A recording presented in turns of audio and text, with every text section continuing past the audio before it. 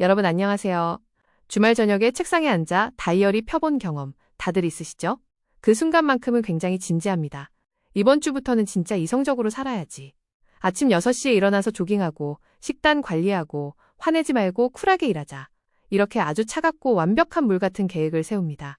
써놓고 나면 뭔가 이미 한 것 같은 기분도 듭니다. 여기까진 좋습니다. 그런데 월요일 아침이 되면 상황이 조금 달라집니다. 출근길 지옥철에서 누군가 발을 밟거나 직장 상사가 말도 안 되는 지시를 내리는 순간 어떻게 되나요? 계획은 그대로인데 몸은 전혀 다른 반응을 합니다. 우리 마음속에서 뜨거운 불이 확 튀어나옵니다. 순간적으로 올라오죠. 그리고 그날 밤이 되면 스트레스를 핑계로 매운 떡볶이를 시켜 먹고 오늘 하루 힘들었으니까 하면서 온라인 쇼핑으로 결제 버튼을 눌러버립니다. 익숙한 장면이죠. 그러고 나서 화요일 아침이 되면 또다시 차가운 후회의 시간이 찾아옵니다. 나는 왜 이렇게 감정 조절을 못할까? 차라리 이런 감정이 아예 없었으면 좋겠다. 이렇게 스스로를 몰아붙입니다. 결국 우리는 매일 내면에서 이 두 가지 힘 사이에서 싸웁니다. 뜨겁게 올라오는 감정, 그리고 그것을 통제하려는 차가운 이성. 어느 쪽도 완전히 없어지지 않습니다. 그래서 어떤 날은 감정이 이기고 어떤 날은 억지로 눌러보기도 합니다. 많은 분들이 여기서 이렇게 생각합니다. 이 둘 중 하나를 없애야 한다. 그래야 제대로 산다. 감정을 없애고 완전히 이성적으로 살거나 아니면 그냥 감정대로 사거나 둘 중 하나로 가야 한다고 믿는 경우도 많습니다. 그런데 과연 그럴까요? 정말 하나를 꺼버리는 게 답일까요? 놀랍게도 인류의 가장 오래된 지혜는 정반대의 이야기를 합니다. 이 두 가지가 싸우는 게 문제가 아니라 오히려 이 둘이 함께 있을 때 무언가가 만들어진다고 말합니다. 오늘은 이 모순처럼 보이는 두 에너지가 어떻게 우리 삶을 더 깊고 더 단단하고 더 흥미롭게 만드는지 고대의 지혜 속에서 한번 차근차근 살펴보겠습니다. 오늘은 탈무드 아가다 제1부 제사장의 7번째 아가다입니다. 이름만 들으면 조금 어렵게 느껴지실 수 있는데 내용은 의외로 아주 직관적입니다. 이 아가다는 전혀 섞일 수 없는 정반대의 두 원소, 즉 뜨거운 불과 차가운 물이 결합해서 생명을 품는 하늘을 만들어낸 경이로운 창조의 비밀에 대한 이야기입니다. 쉽게 말하면 절대 안 맞을 것 같은 것들이 만나서 오히려 더 큰 걸 만들어낸다는 이야기입니다. 화면에 띄워진 구절을 제가 천천히 읽어드리겠습니다. 하나님이 궁창을 하늘이라 부르셨습니다. 랍비들의 전승에 따르면 하늘을 뜻하는 샤마임은 불을 뜻하는 애쉬와 물을 뜻하는 마임이 합쳐진 말입니다. 거룩하신 분께서 전혀 섞일 수 없는 뜨거운 불과 차가운 물을 가져다가 서로 안으로 밀어넣고 반죽하셨고 그 경이로운 조화 속에서 푸른 하늘이 탄생했습니다. 그래서 사람들은 지금도 하늘을 보며 경이로워합니다. 저것은 불인가 물인가? 참으로 신비로운 수수께끼로다. 여기까지입니다. 어떠신가요? 들을 때는 살짝 낯설죠. 불이랑 물을 섞어서 하늘을 만들었다고? 그런데 바로 이 어색함 속에 중요한 힌트가 숨어 있습니다. 자, 방금 읽어드린 이 구절 속 비유가 얼마나 강력한지 조금씩 느껴지십니까? 고대 랍비들은 하늘을 의미하는 히브리어 단어 샤마임이 불을 뜻하는 애쉬와 물을 뜻하는 마임의 합성어라고 해석했습니다. 이 해석 자체가 굉장히 과감합니다. 왜냐하면 상식적으로 불과 물은 완전히 반대이기 때문입니다. 불은 타오르고 물은 식힙니다. 불에 물을 부으면 꺼지고 불이 너무 강하면 물은 증발해 사라집니다. 둘은 같이 살기 어려운 관계입니다. 그래서 우리도 늘 이렇게 생각합니다. 감정이 올라오면 이성으로 눌러야 해. 다들 한 번쯤 이렇게 스스로를 다그쳐 보셨죠? 그런데 이 아가다는 완전히 다른 방향으로 갑니다. 하나를 이기게 하고 하나를 없애는 게 아니라 둘을 동시에 붙잡습니다. 그것도 그냥 옆에 두는 게 아니라 꽉 쥐고 서로 안으로 밀어넣어서 반죽을 해버린다고 표현합니다. 이 표현이 참 강렬합니다. 편안하게 섞인 게 아니라 약간 숨막히는 상태에서 엮인 겁니다. 그런데 바로 그 모순과 충돌의 과정 속에서 우리가 매일 올려다보는 저 넓고 안정된 하늘이 만들어졌다고 말합니다. 이걸 우리 삶에 다시 가져오면 의미가 확 달라집니다. 앞서 슬라이드 1에서 봤던 것처럼 내 안에서 계속 부딪히는 감정이 있습니다. 순간적으로 치솟는 찌질한 분노, 그리고 그 뒤에 따라오는 차가운 후회와 자책. 우리는 보통 이걸 없애려고 합니다. 하나는 억누르고 하나는 밀어내려고 합니다. 그런데 이 아가다는 그렇게 하지 말라고 합니다. 오히려 이렇게 말하는 것 같습니다. 그 두 가지를 없애지 마라. 잘못된 게 아니다. 그건 재료다. 결국 메시지는 단순합니다. 모순처럼 보이는 감정, 서로 어긋나는 에너지, 이걸 제거해야 할 결함으로 볼 것인가, 아니면 제대로 다루면 더 큰 구조를 만들어내는 재료로 볼 것인가의 문제입니다. 아가다는 후자를 선택합니다. 그리고 우리에게도 같은 선택을 권합니다. 다음 화면을 보시면 이 2000년 전의 낡은 양피지 속 지혜가 오늘날 우리의 치열한 일상과 어떻게 연결되는지 그 지도를 그려놓았습니다. 조금 거창하게 들릴 수도 있는데 막상 하나씩 보면 굉장히 현실적인 이야기입니다. 내 안의 우울과 분노를 다루는 개인의 문제부터 시작해서 매일 밤 아이 교육 문제로 의견이 갈리는 가족의 상황, 그리고 내일 당장 출근해서 맞닥뜨릴 기업의 생존 전략까지 이어집니다. 거기서 끝나는 게 아닙니다. 요즘처럼 의견이 갈리고 감정이 쉽게 격해지는 사회의 문제, 더 나아가 복잡하게 돌아가는 국제 정세까지 확장됩니다. 이 5가지 차원의 삶의 무대에서 우리는 끊임없이 선택을 강요받습니다. 감정으로 갈 것인가, 이성으로 갈 것인가, 밀어붙일 것인가, 멈출 것인가. 이런 식입니다. 습관적으로 한쪽을 선택하기 쉽습니다. 그런데 오늘 우리는 그 방식에서 한 걸음 벗어나 보려고 합니다. 아가다라는 오래된 렌즈를 통해, 그리고 현대의 인문사회과학과 행동과학이라는 보다 정교한 도구를 통해 이 극단을 어떻게 하나로 엮을 수 있는지 살펴보겠습니다. 쉽게 말하면 둘 중 하나를 고르는 게 아니라 둘을 함께 써먹는 방법입니다. 이걸 알게 되면 선택의 폭이 확 넓어집니다. 그래서 오늘은 이 5가지 차원을 따라가면서 우리가 어떻게 더 주도적으로 살아갈 수 있는지 그 기술을 하나씩 확인해 보겠습니다. 자, 그럼 본격적으로 첫 번째 차원, 우리 자신의 내면부터 들어가 보겠습니다. 가장 먼저 우리 자신의 마음속으로 들어가 보겠습니다. 사실 여기서부터 많은 분들이 고개를 끄덕이실 겁니다. 우리는 화가 나거나 기분이 가라앉을 때 이렇게 말합니다. 이성적으로 생각해. 감정적으로 굴지 마. 스스로를 단속하려고 합니다. 뜨거운 감정의 불을 차가운 이성의 물로 완전히 꺼버리려는 시도입니다. 처음에는 좀 괜찮은 것 같기도 합니다. 감정을 눌러버리면 당장은 조용해집니다. 그런데 이게 오래 가느냐 하면 그렇지 않습니다. 심리학자들은 감정을 계속 억누르기만 하면 내면이 점점 무뎌지거나 아니면 어느 순간 훨씬 크게 터진다고 경고합니다. 한 번에 확 올라오는 그 느낌, 다들 경험 있으시죠? 바로 여기서 아가다의 방식이 현대 심리학과 자연스럽게 연결됩니다. 워싱턴 대학교의 마샤 라이난 박사가 만든 변증법적 행동치료가 대표적인 사례입니다. 이름은 조금 어렵지만 핵심은 단순합니다. 라이난 박사는 인간의 마음을 2가지로 나눴습니다. 하나는 감정이 강하게 작동하는 정서적 마음, 그리고 다른 하나는 차갑고 분석적인 합리적 마음입니다. 우리가 보통 하는 실수는 이 둘 중 하나만 선택하려고 한다는 점입니다. 그런데 이 치료법은 그렇게 하지 않습니다. 2가지를 동시에 놓고 그 둘이 겹쳐지는 지점을 찾습니다. 그게 바로 지혜로운 마음입니다. 이게 실제로 효과가 있느냐 하면 꽤 놀랍습니다. 이 변증법적 통합훈련을 적용한 결과 감정 조절에 어려움을 겪던 사람들의 문제지표가 48% 정도 감소했고 스트레스 상황에서 유연하게 대처하는 능력은 약 50% 가까이 증가했다고 합니다. 수치로 봐도 변화가 분명합니다. 결국 메시지는 하나입니다. 내 안에 올라오는 감정을 없애려 하지 말고 그렇다고 감정대로만 가지도 말고 2가지를 동시에 잡아보라는 겁니다. 솔직히 말하면 이게 쉽지는 않습니다. 하지만 한번 익숙해지면 완전히 다른 결과가 나옵니다. 내 안에 뜨거운 불꽃과 차가운 판단을 같이 붙잡고 반죽할 때 내면은 이전보다 훨씬 단단해집니다. 쉽게 흔들리지 않는 구조가 만들어지기 시작합니다. 화면을 보시면 무대를 가정으로 옮겨보겠습니다. 여기서 많은 분들이 바로 공감하실 겁니다. 부부싸움의 가장 흔한 원인이 무엇입니까? 바로 아이 훈육입니다. 한쪽은 애들은 엄하게 키워야지 라며 불처럼 엄격하게 확 올라오고 다른 한쪽은 왜 애기를 죽여 라며 물처럼 자애롭게 감싸 안습니다. 처음에는 각자 나름의 이유가 있습니다. 둘 다 틀린 게 아닙니다. 그런데 문제는 이 2가지가 부딪히는 순간입니다. 서로를 설득하는 게 아니라 점점 더 세게 주장하게 됩니다. 어느 순간 대화가 아니라 전쟁이 됩니다. 다들 이런 장면 한 번쯤 보셨죠? 이렇게 부모가 일관성 없이 불과 물 사이를 오갈 때 아이 입장에서는 기준이 흔들립니다. 오늘은 되는 게 내일은 안 되고 분위기에 따라 기준이 바뀌니까 정서가 불안정해질 수밖에 없습니다. 그렇다고 둘 다 물처럼 부드럽게만 가면 어떨까요? 그것도 문제가 됩니다. 경계가 사라집니다. 결국 중요한 건 어느 한쪽을 선택하는 게 아닙니다. 가족 심리학의 대가 존 고트먼 박사는 이 지점을 굉장히 오래 연구했습니다. 실제로 랩을 만들어 수천 쌍의 부부를 수십 년 동안 관찰했습니다. 그 결과가 흥미롭습니다. 건강한 가정은 성향을 하나로 통일한 집이 아니었습니다. 오히려 서로 다른 성향을 어떻게 다루느냐가 핵심이었습니다. 고트먼은 이를 관계적 변증법이라고 불렀습니다. 말은 조금 어렵지만 의미는 명확합니다. 상대의 차가움과 나의 뜨거움을 틀렸다고 밀어내는 게 아니라 둘 다 인정하고 함께 가져가는 겁니다. 맞다, 틀리다가 아니라 둘 다 필요하다로 바뀌는 순간입니다. 실제 데이터도 꽤 인상적입니다. 이런 태도를 실천한 가정은 갈등이 심해져도 이혼율이 73%나 낮아졌고 자녀의 정서 안정과 학업 성취도도 60% 이상 높아졌습니다. 결국 핵심은 이겁니다. 단호하게 선을 그어주는 불꽃 같은 기준과 언제든 돌아올 수 있게 안아주는 물 같은 여유. 이 2가지가 함께 있을 때 가정은 안정됩니다. 한쪽만으로는 부족하고 둘이 함께 있어야 균형이 생깁니다. 다음은 비즈니스 현장으로 가보겠습니다. 여기는 훨씬 더 속도가 빠릅니다. 요즘 기업들은 정말 숨가쁘게 움직입니다. 환경이 너무 빨리 바뀌니까 모든 걸 부수고 새로 만들자. 몇 스타트업처럼 불타오르기도 합니다.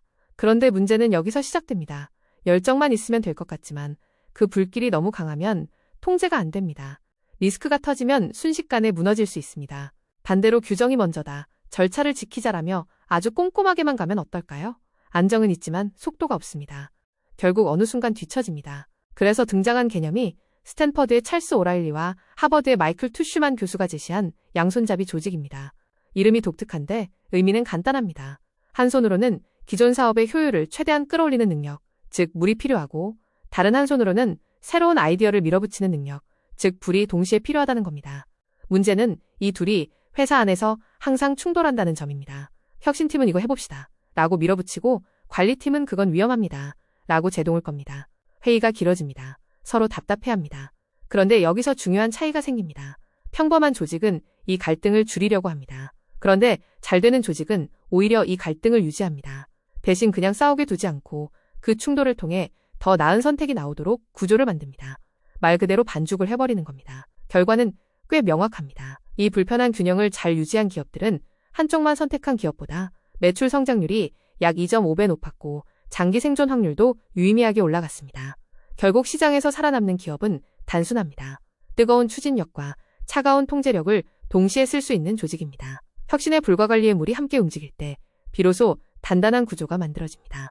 다음 화면을 보시면 이제 거리를 가득 채운 사회적 공론장을 한번 들여다보겠습니다.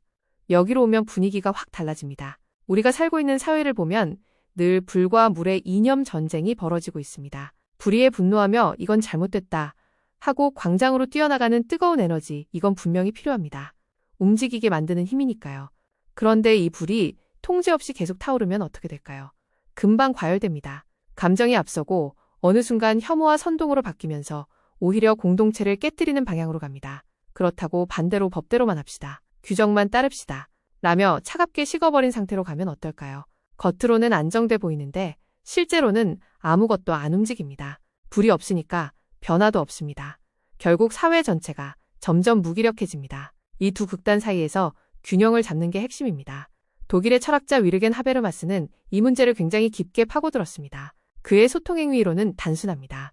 진정한 민주주의는 감정이 전혀 없어야 하는 게 아니라 뜨거운 열망이 이성적인 토론이라는 구조를 통과할 때 완성된다는 겁니다. 쉽게 말하면 이렇게 생각하시면 됩니다. 화나는 건 괜찮다. 그런데 그걸 말로, 논리로 풀어낼 수 있어야 한다. 이 구조입니다. 실제 실험도 진행되었습니다. 서로 감정적으로만 부딪히던 집단에게 상호 존중이라는 규칙을 적용해서 대화를 진행하게 했습니다. 결과가 흥미롭습니다. 서로에 대한 극단적인 인식이 35% 정도 완화되었고 상대와 제도에 대한 신뢰도는 40% 이상 상승했습니다. 생각보다 큰 변화입니다. 결국 중요한 건 하나입니다. 불이 있어야 움직이고 물이 있어야 유지됩니다. 분노할 줄 아는 에너지를 가지되 그것을 차분하게 정리해서 전달할 수 있는 능력, 이 두 가지가 함께 있어야 사회는 성숙해집니다. 이게 개인 문제를 넘어 공동체 전체의 품격을 만드는 요소입니다. 다음 화면을 통해 시야를 조금 더 넓혀보겠습니다. 이제는 거의 세계 무대입니다. 지구촌 전체의 역사를 돌아보면 구조는 비슷합니다. 한쪽에는 힘으로 밀어붙이는 패권주의의 불이 있습니다. 군사력, 경제 제재, 압박, 강력합니다. 대신 비용이 큽니다. 반대로 한쪽에는 도덕과 명분으로 설득하려는 인도주의의 물이 있습니다.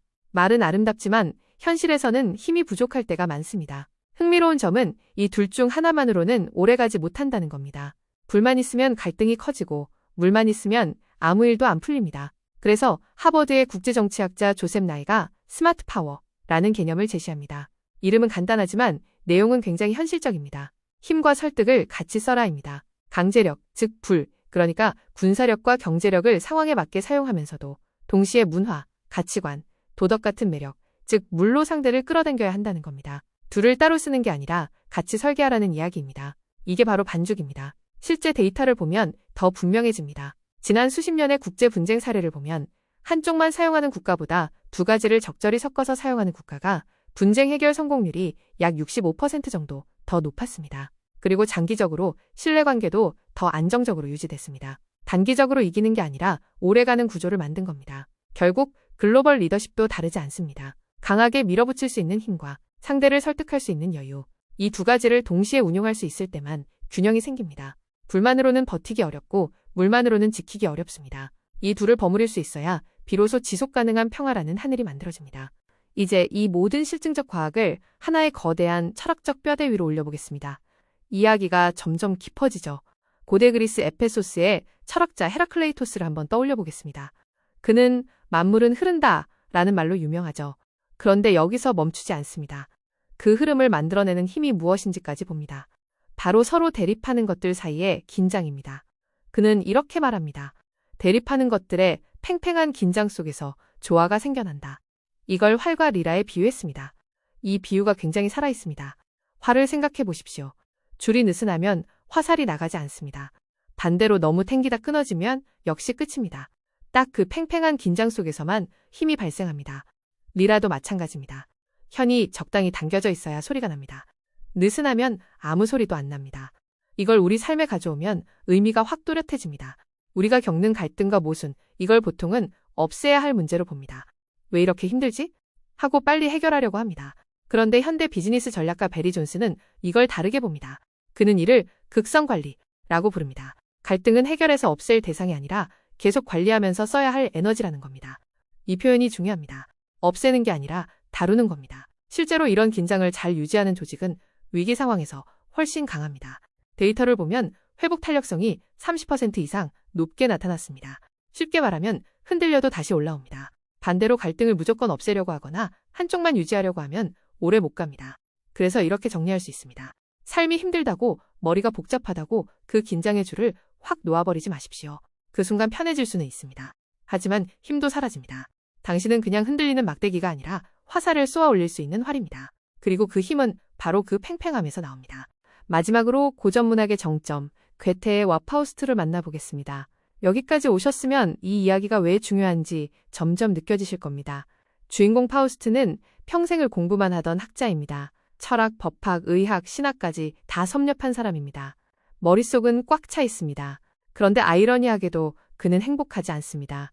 오히려 더 공허합니다. 우리도 가끔 이런 생각 들지 않습니까? 이렇게까지 했는데 왜 이 느낌이지? 그래서 그는 극단적인 선택을 합니다. 악마 메피스토펠레스와 계약을 맺고 완전히 다른 세계로 들어갑니다. 차가운 이성의 삶에서 벗어나 뜨거운 감정과 쾌락의 세계로 뛰어드는 겁니다. 그 과정에서 그는 이렇게 절규합니다. 두 영혼이 내 안에 있다. 하나는 거친 욕망을 향해 달려가고 다른 하나는 더 높은 가치를 향해 올라가려 한다고 말합니다. 이 장면 굉장히 인간적입니다.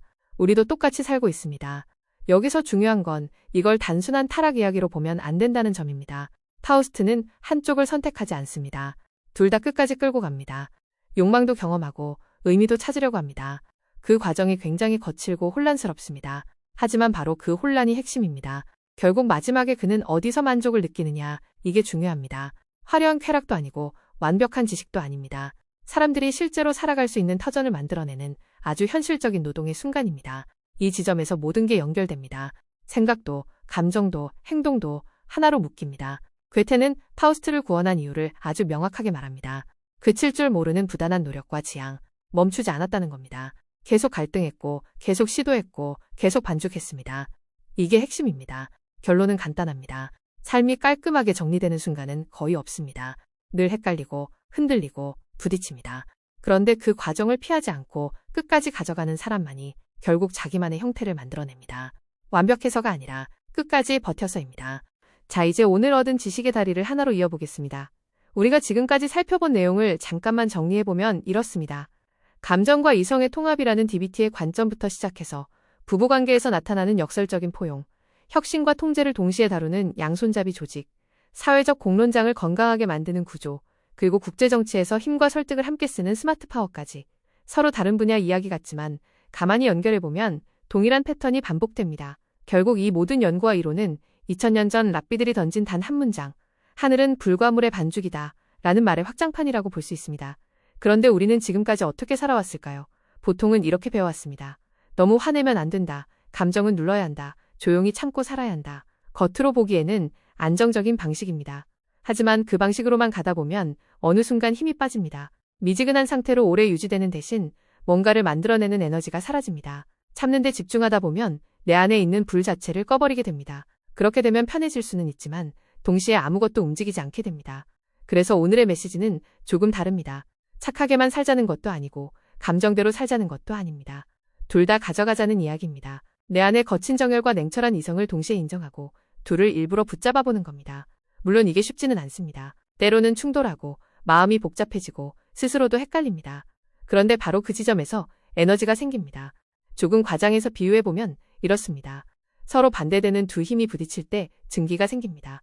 그걸 잘 통제하면 그냥 뜨거운 김이 아니라 기차를 움직이는 동력이 됩니다. 마찬가지입니다. 내 안의 대립을 그냥 없애버리면 아무 일도 안 일어나지만 그걸 잘 다루면 움직이기 시작합니다. 결국 우리가 만들어가야 할 것은 완벽하게 정리된 삶이 아니라 움직일 수 있는 삶입니다. 때로는 뜨겁고 때로는 차가운 상태를 계속 오가면서도 그 두 가지를 동시에 사용할 수 있는 상태입니다. 그때 비로소 나만의 방식이 만들어집니다. 그래서 마지막으로 이렇게 말씀드리고 싶습니다. 세상을 놀라게 할 여러분만의 하늘은 멀리 있는 게 아닙니다. 이미 여러분 안에 재료가 다 들어있습니다. 지금 여러분이 느끼는 그 뜨거운 불과 동시에 여러분을 붙잡고 있는 그 차가운 물, 그 두 가지를 피하지 말고 기꺼이 한번 부딪히게 만들어 보십시오. 그 순간부터 아주 조금씩 그러나 분명하게 변화가 시작됩니다. 여러분의 내일의 그 첫 장면이 열리길 응원합니다. 감사합니다.